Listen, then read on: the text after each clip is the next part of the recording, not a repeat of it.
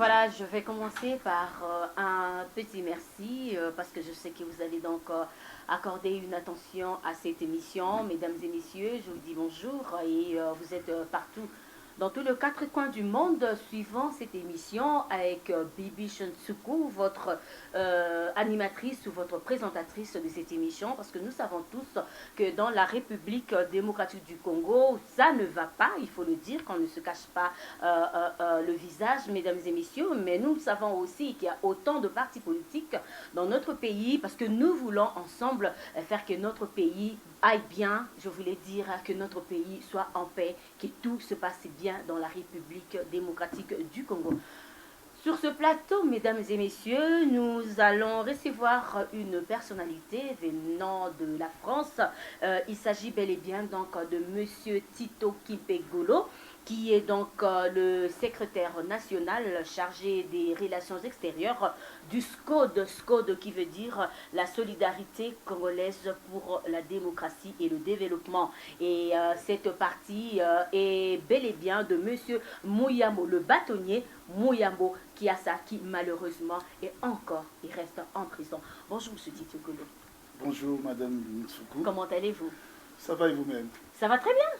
Moi, je pense que moi, ça va juste un peu parce que le Congo va très mal. Ah ben oui, hein, parce que vous représentez les Congo, il y a de quoi que vous allez mal. Alors dites-nous, qu'est-ce qui se passe pour ne serait-ce que frôler un peu l'actualité de la RDC? Pourquoi vous ne vous sentez pas bien? La SCODE a un problème ou vous parlez de la RDC? La RDC a un problème, qu'est-ce qui vous choque particulièrement là-bas en RDC? Bah, si la SCODE existe parce qu'il y a la RDC, c'est pas que la RDC qui existe parce qu'il y a la SCODE. Non. Si la SCODE, la solidarité congolaise pour la démocratie et le développement, existe, c'est parce qu'il y a la République démocratique du Congo. Voilà. Alors, ce qui se passe actuellement, et je manquerai même de mots, je ne saurais le qualifier, mais tout ce que je peux dire notamment est inadmissible. Inadmissible dans le sens que il y a autant de morts par l'égoïsme d'une certaine classe politique qui veulent rester coûte que coûte au pouvoir. Et ils s'en foutent, ils sacrifient les morts. Vous savez, vous vous rendez compte, en début de semaine, il y a eu combien de décès? Parce que les gens ont revendiqué leurs droits. Nous avons signé nous avons élaboré une constitution dans les dialogues de Sun City, une constitution qui a été mise en place effective, et une constitution que nous avons approuvée et que le peuple congolais, nous, peuple congolais, avons approuvé par référendum. Alors, je vois mal comment, et je prendrai encore une parenthèse avant de partir, je suis tellement peiné, mes condoléances à toutes les familles qui ont dû perdre quelqu'un, et je pense qu'avant de continuer, avant qu'on rentre dans le vif du sujet, parce que j'ai démarré au quart du tour, parce que les problèmes du Congo aujourd'hui énervent, donc je pense que ça serait plus judiciable, en mémoire de gens qui sont morts à Kinshasa, à Lubumbashi, à Matadi, à Boma, à Kisangani, à Goma, dans tout le cadre de la RDC, il faut le dire. Voilà, et avec votre permission, votre plateau, je demanderai une minute de silence avant qu'on commence.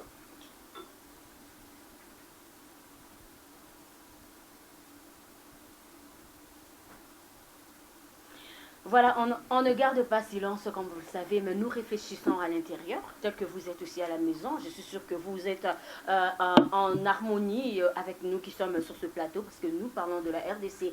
Monsieur Kimpé l'a dit tout à l'heure que la SCODE existe parce qu'il y a la RDC. Il fallait justement frôler donc la politique, l'actualité au fait de notre pays. Parlons du SCODE, de la SCODE. Pour parler de la SCODE, je prendrai plutôt une parenthèse parce que j'ai commencé par parler de la Constitution. Mais je rappellerai, je rappellerai à M. Kabila qui n'est plus président depuis le 17. Ah non, vous le savez, son mandat a expiré. Donc je rappellerai à M. Kabila qui veut nous prendre, nous peuple congolais en otage. Et là, vous n'avez pas parlé de la SCODE. Non, je parlerai de la SCODE. Ben voilà. Là, parce qu'on a parlé de l'actualité en général. Parlons de l'actualité générale. Donc, je vais vous donner la parole, M. Kimpé. Je vous donne la parole. Soyez calme. Il fallait me dire que je voulais juste ouvrir un parenthèse pour parler de... Bon, j'ouvre une parenthèse, je suis vos traces pour dire que je voudrais ouvrir une parenthèse avant qu'on parle de la SCODE. Parce que rappelez-vous, je venais de vous dire que sans République démocratique du Congo, il n'y a pas la SCODE. Vous savez, sans peuple congolais, il n'y a pas la SCODE. Parce que les militants de la SCODE, c'est des Congolais. Moi, Tito Kimpegolo, je suis Congolais, c'est pour ça que je suis dans la SCODE. Alors, je voulais juste donner une parenthèse et rappeler une chose à M. Kabila. M. Kabila, qui est illégitime, qui n'a plus de mandat. C'est terminé. Il n'a échappé pour lui, comme disent les Swahili, qu'il nous a donné une parole. Il y a des articles de Jeune Afrique où M. Kabila a dit, parole de militaire à l'époque, il dit, je ne briguerai pas un troisième mandat. Pourquoi nous prennent-ils en otage? Et je voudrais rappeler à tous ces dinosaures qui poussent, parce que ce n'est pas les rassemblements qui poussent les gens à aller mourir, ces gens-là qui tuent, qui prennent conscience. Parce qu'un jour... Mais peut-être de l'autre côté disqué, c'est le rassemblement, de l'autre côté, mais finalement, qui est en train de faire tout ça? Attendez, madame, écoutez, madame. On n'a pas donné des morts de l'autre, le rassemblement n'a rien demandé pour lundi. C'est la décision du peuple congolais. Vous savez, un peuple... Donc le peuple congolais s'est révolté de soi-même. Oui, évidemment. Sans un mot d'ordre. Ils se disent non. Et vous savez, il y a beaucoup de choses au Congo, tout s'est dégradé. Et quand on vous donne des points aujourd'hui, vous croyez que les peuples congolais, quand Mobutu existait, il n'y avait pas Internet. Mais quand le peuple congolais va sur Internet, tu vois par exemple, je vais vous dire entre guillemets bêtement, que la famille Kabila dirige près de 77 sociétés au Congo depuis 2001. Aujourd'hui, ça fait 15 ans. Non, je dis c'est entre guillemets. Entre guillemets. Bon, on va parler maintenant de la SCODE. Voilà, parce que vous êtes sous tension, monsieur. Je pense que nous devons parce que le problème du Congo énerve maintenant. Bien sûr que vous avez raison. Ça cela ne n'engage que vous, monsieur. Mais entre-temps, on va parler de la SCODE. Mais parlons de l'actualité. Monsieur Jean-Claude Muyambo, le bâtonnier Jean-Claude Muyambo n'a pas eu ce qu'il a voulu, c'est-à-dire qu'on a refusé de lui donner la liberté provisoire. Qu'est-ce qui s'est passé exactement? Pourquoi veux-tu qu'il ait ce qu'il a voulu? Le bâtonnier Jean-Claude Muyambo, dont je salue vraiment, c'est mon président, c'est mon frère, je suis peiné autant que lui, parce que je vivrai tous les jours avec une souffrance de savoir que tu as quelqu'un qui est soit dans un hôpital, ou soit dans une prison, c'est dur. C'est dur. Le bâtonnier, ça fait 2 ans. Ça va faire 2 ans le 20 janvier qu'il est emprisonné sans cause apparente. C'est-à-dire, il n'y a pas de jugement. Il n'y a pas de jugement. Il n'y a pas de jugement. Pendant ces 2 ans. Pendant ces 2 ans. Et il a été arrêté pour... apparemment, on avait dit qu'il avait incité la population à faire tout ce qu'il avait fait. Et c'est vrai ou c'est faux? Là, vous m'étonnez parce qu'il y a beaucoup de charges.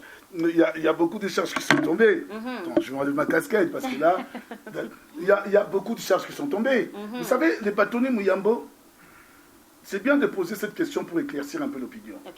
Le bâtonnier a été arrêté la nuit du 20 janvier au 21 janvier 2015. C'est bien ça? Bien sûr. 2015.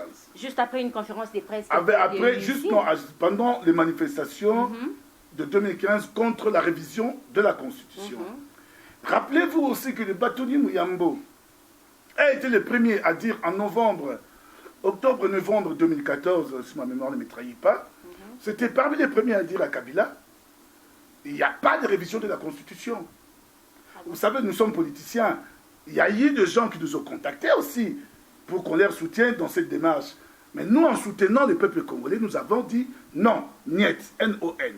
Alors, le bâtonnier a été arrêté vers 4 h du matin. Je ne dirais même pas arrêté, enlevé. Ah bon? Chez lui, à 4 h du matin. Chez lui, au Katanga. Chez lui, à Kinshasa. À Kinshasa, là, il fallait préciser. Donc, à Kinshasa, parce qu'il revenait de la manifestation. Et il est rentré chez lui. À 4 h du matin, on est venu l'enlever. On l'a même torturé. Il a des gros soucis de santé maintenant. Croisons le Dieu merci. Nous espérons que ça va aller. Et tout espoir est là. On a pris tellement de rendez-vous. Et même du côté humanitaire, on aurait pu même... Si les gens qui nous gouvernent avaient du cœur et du respect pour les prochains, pour l'autrui, on pouvait même lui permettre de partir même en Europe ou ici en Afrique du Sud pour se faire soigner. Mais comme ils n'ont pas de cœur, ils ont une pierre à la place du cœur. Nous avons un cœur. Mais nous soutenons que Dieu va aider, va faire. Alors, en revenant à votre question, Muyambo a été enlevé. Comme ils ne trouvaient pas de charges, ils l'ont entraîné dans toute la ville. Si tu as arrêté quelqu'un, sans raison apparente. Jusqu'à ce qu'ils ont crié. Ils ont commencé par dire incitation. Après, ils ont trouvé que ça ne marche pas. Comme ça ne marche pas, ils ont trouvé une excuse pour dire non. Il a été arrêté pour stéliona. C'est-à-dire, les bâtonniers Mouyambo, vous savez bien, c'est un avocat. Il a un gros cabinet d'avocats à Lubumbashi. Il y a environ une vingtaine d'avocats, des cabinets qui s'appellent Mouyambo et Associés. Alors, si on poursuit aujourd'hui les cabinets Mouyambo, on ne peut pas poursuivre Mouyambo en tant que personne physique. C'est une logique. Mais malheureusement, cette logique-là n'appartient aux autres, ça n'appartient pas aux Congolais. Il fallait trouver une excuse. On l'a accusé de Stoliania pour l'affaire Stoupis, qui était son client. Et comme par hasard, le même Stoupis, c'est le problème avec Moïse Katumbi Chapwe. Pourquoi? Parce que Moïse Katumbi s'est déclaré président et que nous le soutenons. Mouyambo, je vous dis, et j'insiste, c'est le prisonnier personnel de M. Kabila. C'est son prisonnier personnel. Non, vous êtes allé trop vite. Donc, la SCODE soutient... Ben oui, la SCODE est parmi les signataires de l'AR, justement. Voilà, l'alternance pour la République. C'est ainsi dire aussi, pour précision, parce que vous l'avez annoncé, je suis quand même deuxième vice-président chargé des finances de l'AR France, Alternance pour la République France. Voilà. Alors, on a mis Mouyambo, on le met directement en prison. Moi, je pense que quand il y a escroquerie, la loi est claire. On convoque quelqu'un pour aller au tribunal. On n'envoie pas une milice à 4 h du matin pour venir l'arrêter. Ça, c'est clair. Mais bon, c'est fait à cette façon chevaleresque et c'est leur manière de faire parce que Mouyambo est gênant. Surtout que Mouyambo soutient Moïse Katumbi Chapwe. Et si Mouyambo soutient Moïse Katumbi Chapwe, il n'y a pas que la SCODE qui est signataire de la R. Non, il y a aussi d'autres partis politiques. Mais comment se fait-il qu'on doit seulement viser M. Mouyambo? On vise M. Mouyambo parce que M. Mouyambo, c'est la première personne qui a dit non à la révision de la Constitution. Ah bon? Il a dit non.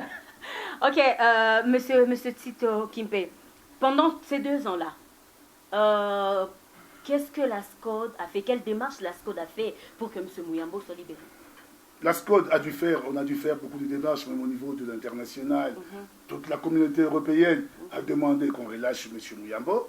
Je vous donnerai à titre d'exemple, c'est-à-dire que nous avons écrit au président François Hollande, et qui a répondu, malheureusement, si j'avais le courrier ici, je pouvais vous montrer sur votre plateau, mais prochainement, je vous l'enverrai pour que vous mettez même sur votre site. Bien sûr, en tout cas, parce que ça, c'est la télé, c'est pas la radio. Hein, c'est la télé, pardon. Mais qui m'en a mis ça. Voilà. Je vous le mettrai. Borotala. Alors, Boromonango. François Hollande a demandé qu'on relâche Mouyambo parce que comment voulez-vous prendre la vie de quelqu'un pendant 2 ans sans jugement? Si Mouyambo était accusé effectivement d'Esteliana, ça fait 2 ans, il fallait qu'il soit jugé. S'il est jugé, on le met en prison. S'il est coupable, il n'est pas coupable. Comme il n'est pas coupable, comme il est le prisonnier personnel de Kabila, il va rester en prison parce que Kabila dirige la justice. M. Alexis Tamboué dirige la justice et ils ont des injonctions. La preuve, le mardi dernier, Mouyambo devait se présenter au tribunal. Mais d'ailleurs, j'ai appris qu'on a failli le tuer, apparemment, entre guillemets. Mais vous êtes très fort, vous les journalistes. Ah, merci. Bon. C'est vrai l'information vient. Effectivement. C'était un arrangement pour l'éliminer. Non, effectivement, qu'est-ce qui s'était passé ces jours-là? On peut prendre Mouyambo, il faut l'amener au tribunal de grande instance de Kinshasa, qui est à la Gombe. Parce qu'ils savaient qu'il y avait une révolte de la population. Mais là, amener de l'autre côté au tripé d'Ngalema. Parce qu'il doit passer par Kitambo pour y aller. Et eux, ils pensaient. Les infos sont tombées plus tôt le matin. Moi, je vous le garantis. Ça montre vraiment que vous aimez la RDC. Ben, je l'adore. Vraiment. C'est mon pays, je l'adore. Vraiment, en tout cas. C'est ma première femme, là. Waouh, ça c'est formidable. Okay. Alors, comme ils avaient prévu, parce que nous, on a eu les infos déjà le matin. Ah bon? Et nous savons, et des sources sûres. C'était sûr sur sûr. Des sources sûres. Ok. Ça, je dis bien des sources sûres. Qu'ils allaient faire quelque chose. Parce qu'ils s'attendaient qu'il y ait un grand désordre. Comme ça, on pouvait l'abattre et pour dire qu'il y a eu une balle perdue. Waouh. Bon, ça... Et vous avez déjoué la Les gens vont dire que nous sommes en train de rêver ou de créer notre monde à nous. Mais ils savent et ils sont conscients. Mais il s'avère que Mouyambo est arrivé au tribunal et les juges, ils étaient prêts parce que le dossier est vite. Stoupis, vous savez, c'est un escroc, Stoupis. Et Stoupis, moi je dis toujours, je dis dans plusieurs émissions, Stoupis, ce n'est pas le maréchal Mobutu, ce n'est pas le maréchal du Congo. Stoupis va fuir le Congo comme tous ces gens-là. Stoupis va fuir. Et Stoupis, peut-être on va le prendre aussi, on va le mettre là où Mouyambo est maintenant. On le mettra là, on va la fermer à vie. Là, c'est la SCODE qui ça, ce n'est pas la SCODE, ce n'est pas le nom du peuple congolais. Parce qu'il y en a marre. Ah, ok. Voilà. Alors, dans l'entretemps, les juges commençaient à statuer pour donner une liberté provisoire à Mouyambo. L'ordre venu de lui-même, M. Joseph Kabila, pour dire que Mouyambo est tellement gênant, si on les relâche, ça va être encore chaud, il faut qu'il reste en prison en attendant qu'il y ait les accords, la signature des accords du dialogue avec la CENCO. Ah. Vous êtes essoufflé, hein? Vous n'avez pas encore. Mais par contre, où est le problème? Où est la relation entre Mouyambo et le dialogue de la CENCO? Nous avons crié fort, nous avons toujours demandé à ce que Mouyambo, Diomindongala, tous les autres prisonniers politiques soient relâchés pour qu'ils participent dans ce dialogue. C'est un dialogue entre Congolais. Ce n'est pas un dialogue de M. Kamere à la cité de l'OIA, M. Kamere et M. Shogi Tundu et M. X ou Y ou Tambo Mamba. C'est un dialogue du peuple congolais où tous les acteurs politiques congolais qui sont représentés, qui doivent être dans ce dialogue pour essayer de décider l'avenir du pays. Nous, les rassemblements, on a donné de préalables. Mais ça doit être respecté parce que nous voulons que tout le monde y participe. Alors, monsieur Tito, dans ce bassin-là de la politique, où est la position de la SCODE? La SCODE, déjà, je vous l'avais dit lors de la dernière fois, la SCODE est membre de l'Alternance pour la République. Mais il ne faut pas oublier, l'Alternance pour la République, pardon, est une plateforme électorale en soutien à Moïse Katumbi Chapwe. Ah, il fallait préciser. Ça là, il fallait préciser. Donc nous soutenons la candidature de Moïse Katumbi Chapwe.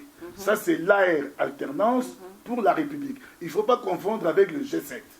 Le G7 aussi, c'est un groupement de 7 partis politiques qui sont partis de la majorité présidentielle parce qu'ils n'étaient pas d'accord, qui sont partis de la majorité présidentielle parce qu'ils n'étaient pas d'accord, et qui eux aussi soutiennent la candidature de Moïse Katumbi Chapwe. Alors, l'AR, dont l'Alliance pour la République, a adhéré au rassemblement, d'où on a discuté pendant 2 jours, j'y ai pris part, au conclave de Genval, qui a fait beaucoup de bruit, où les gens parlaient même de putsch, les gens parlaient de tout ce qu'ils veulent. Bon, on essaie de parler. Si les gens qui font un putsch aujourd'hui au Congo, c'est le gouvernement de Sami Badibanga, dirigé par Joseph Kabila. C'est un coup d'État constitutionnel. Merci. Ça n'engage que vous, ça là. Ok, on peut continuer. Alors, la SCODE appartient à l'AR, qui est une plateforme électorale, et l'AR appartient au rassemblement. Et au rassemblement, nous avons donné mandat au docteur Étienne Tshisekedi Wabuluba pour qu'il soit le conseil des sages. Parce que les gens confondent, ils pensent que c'est le président. Non, c'est le président du conseil des sages. Et dans le conseil des sages, il y a des sages aussi qui sont avec lui. Par exemple, l'AR, pour nous, l'AR, nous avons choisi à l'unanimité M. Raphaël Katebe Katoto, qui représente l'AR dans le rassemblement. Il y a, pour la société civile, il y a eu Maître Georges Kampianda de la Cage, qui est dans la société civile. Pour la dynamique de l'opposition, il y a eu, je crois, si j'ai bonne mémoire, Kankou. Pour la MP, majorité populaire, il y a Freddy Kita, de la démocratie chrétienne. Et pour l'UDPS, il y avait aussi, je crois, c'est Bruno Tchibal. Et pour... il y avait autant parce qu'il y a même Laurent Batoumona et tout ça. Alors, il y a eu des préalables qui ont été décidés. On a demandé la libération des prisonniers politiques, la libération de l'espace médiatique pour vous les journalistes. Vous savez bien, jusqu'à aujourd'hui, la télévision de Mutambo, la RTJOA, est fermée, ça fait X temps. La Nyota de Moïse Katouloucha est fermée. On a demandé, parce que nous, là, c'est vous qui m'accordez votre plateau. Si je suis à Kinshasa, la RTNC ne l'accordera jamais. Oh, mais là, je peux rêver. Qui vous le dit, mais il y a d'autres chaînes. Il y a à peu près 62, 64 chaînes. 62 chaînes qui parlent. La RTNC, c'est la chaîne nationale. Mais il fallait y aller d'abord. Peut-être que vous allez vous donner l'espace. Vous croyez qu'on n'a jamais essayé? Vous avez déjà essayé? Vous croyez qu'on n'a jamais essayé? Vous êtes sûr? Est-ce que vous avez déjà vu la RTNC parler de l'opposition? On veut évoluer, monsieur. Voilà, nous évoluons. Ok. On y va. Voilà, alors, on dit toujours que lorsque le plan A ne fonctionne pas, il y a encore 25 lettres en alphabet. Le plan A, il faut le dire que ça a peut-être échoué, entre guillemets. Et mais c'est quoi le plan B pour que monsieur le bâtonnier Jean-Claude Mouyambo soit, d'accord, sa liberté provisoire? De quoi parlez-vous de... Qu'est-ce que vous entendez par le plan A ou le plan B? Ben, les plans A, c'est peut-être tout ce que vous avez essayé. Les plans B, on peut dire qu'il était maintenant, on l'a ramené pour aller au tribunal. Ben voilà, on l'a pas accordé la liberté provisoire. Et ben voilà, qu'est-ce que vous allez faire encore? Parce que vous avez dit qu'entre-temps, pendant qu'il était il est en prison, la SCODE est en train de voir comment est-ce qu'on peut l'aider à sortir. Et tout le plan que vous avez commencé, ça fait 2 ans, il est toujours là-bas. Et qu'est-ce que vous prévoyez? Que pensez-vous faire? Là, nous attendons les conclusions du dialogue de la SENCO. Nous attendons les conclusions. Je pense qu'avec ces conclusions-là, nous aurons quand même une issue favorable. Je ne peux m'avancer aujourd'hui. Je ne peux m'avancer. Je ne peux qu'attendre jusqu'à ce qu'il y ait ces conclusions. Et à partir de ces conclusions, nous verrons nos agissements. Parce que petit dans la robe, vous savez, vous délitez, hein? Vous savez, vous délitez, c'est quoi, parce que vous savez, vous comprenez, baboul na biso. Bakoyeba. Bakoyeba. Donc nous attendons. Nous attendons aujourd'hui, que s'il y a le plan B, Mouyambo ne restera pas éternellement en prison. S'il veut le soulèvement populaire de la SCODE, ça sera le soulèvement populaire de la SCODE. Parce que maintenant, trop, c'est trop. Mouyambo ne restera pas éternellement en prison. Il faut qu'il se résume ça. Et comment évolue la SCODE pendant l'absence de son président? La SCODE évolue très bien. La preuve, c'est que je suis avec vous et je suis en orange. La SCODE, on parle de la SCODE France, parce que vous venez non, non. Quand on parle de quelle SCODE? De Katanga, de Kinshasa? On parle de la SCODE en général, la solidarité congolaise pour la démocratie et le développement, dont je représente. Ok. Donc je représente. Et la SCODE est en forme. Malgré que notre président est enfermé. Malgré cela, la SCODE est en forme. Voilà. Et nous avons la bénédiction des dieux. Parce que nous avons eu le temps de dire, de chercher une délivrance pour les peuples congolais. Une libération. Oh, ok. C'est bon, d'accord, nous allons chuter, mesdames et messieurs. Mais en tout cas, une dernière chose, monsieur Tito Kipé, vous avez un message particulier à lancer à la population congolaise qui vous suit en ce moment. De partout dans tout le cas. Moi, la population congolaise, la seule chose que je vais dire, soyons unis et tenons bon. Nous devons tenir bon. Il n'y a aucune révolution qui n'amène pas de dégâts. Il y a toujours des martyrs. Vous savez, je vais faire juste une petite parenthèse. J'ai été reçu par le chef Chibasa, le chef Vitenga, de la République au Vega. Ah oui, on en parlera d'ailleurs. Voilà. Aussi, hein. Et qui m'a dit, no community, no chief. No people, no president. Kabila doit savoir, Mende doit savoir, Tambwe doit savoir. Ce n'est pas avec la répression. Le général Kanyama doit savoir. Si il n'y a pas de population que vous les tuez, vous dirigerez, qui dirigerez-vous? Nous demandons une seule chose. Je demande aussi à tout le monde, à tous les peuples congolais, à tous les activistes des droits de l'homme, à toute la société civile, à tous les acteurs politiques du Congo, de prendre conscience pour les peuples congolais, de dire qu'on met de côté nos égaux, pour dire, moi, Tito Kimpe, je suis ministre, je m'en fous du reste. Mais qui dois-je diriger, ma chère? Si aujourd'hui, on met même Mouyambo, il sort, on dit Mouyambo, gouverneur du Katanga, mais si Mouyambo commence à tuer tout le monde, il va diriger qui? Tu vois, nous souhaitons qu'il y ait un accord inclusif qui puisse amener à une solution pour les peuples congolais et que dans un avenir très proche, que nous organisons des élections comme réclame la population. Merci beaucoup, Monsieur Tito Kimpé. Nous sommes vraiment arrivés à la fin de cette émission. Donc, j'espère que nous allons encore en créer une autre prochainement lorsque vous allez venir en Afrique du Sud. Mais pour finir, un message particulier à votre candidat. On a écrit « Nos victoires sont aussi les vôtres ». C'est bien explicite. Votre message? Monsieur, le message est clair. Nous les soutenons parce que nous savons, lors de la dernière émission, je vous ai donné des chiffres, que lui, il a travaillé par rapport à tout le monde. Et vous avez dit que son bilan était positif. Effectivement, c'était positif. Allez voir ce qui se passe aujourd'hui avec Kazembe ou Mouchembe ou je ne sais pas qui. Je ne me permettrai pas d'insulter parce que je suis bien élevé. Allez voir ce qui se passe aujourd'hui au Katanga. Il n'y a aucune réalisation qui n'est faite, si ce n'est que ce monsieur. Et nous les soutenons parce que nous avons vu. Ce n'est pas par fanatisme. Mais nous les soutenons parce que... Je voulais d'ailleurs arriver, peut-être que ce n'était pas par fanatisme que vous nous disiez, mais bon. L'autre fois, vous avez donné vraiment des chiffres et j'étais étonnée d'entendre tout ça, mais il y a d'autres choses que j'ai vues moi-même. On peut continuer. Voilà, donc nous les soutenons. Le peuple congolais, sachez que votre candidat, c'est Moïse Katumbi Chapoué. Moïse Katumbi Chapoué, pourquoi? Parce qu'il incarne le vrai leadership congolais. Il incarne la bonne gouvernance. Et vous le savez, il ne faut pas être hypocrite. Et je ne peux vous dire, je m'adresse à tout le peuple congolais et en particulier aux Quinoises et Quinois. Parce que moi, vous savez, je suis un vrai Quinois. Je suis Wumbu. Je suis le descendant de Kimpe Pierre Nigassi. Alors, on part dans un principe très simple.